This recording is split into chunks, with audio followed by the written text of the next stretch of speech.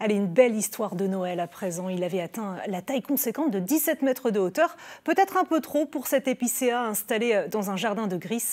Ses propriétaires ont décidé d'en faire don à Haguenau pour orner le marché de Noël. Claire Perrault, Thierry Sitter.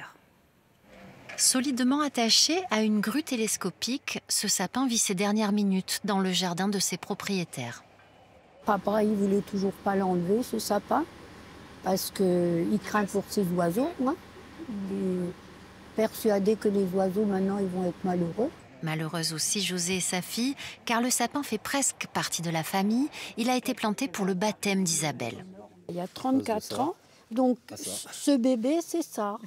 Merci. C'est cette grande chose qui a grandi comme le sapin. Le sapin était une demande du prêtre. Comme disait Pop, il faut donner des racines.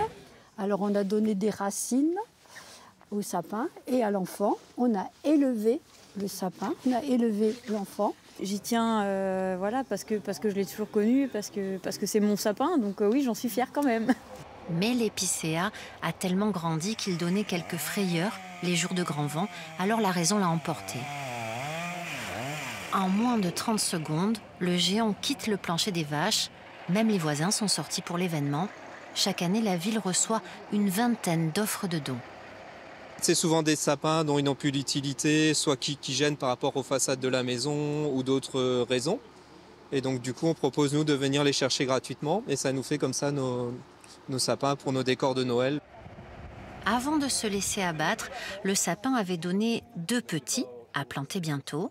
Isabelle a récupéré un souvenir. Le géant s'en est allé vers Haguenau. Mais l'histoire n'est pas terminée. José et Jean-Marie n'ont pas résisté à l'envie de venir l'admirer dans son nouvel écrin. J'espère qu'il va donner beaucoup de joie aux gens qui vont le photographier, qui vont être autour et qui va vraiment les illuminer parce qu'on a besoin de lumière. Oui. Nul doute que les visiteurs du marché de Noël poseront un regard ému sur cet arbre et sa belle destinée.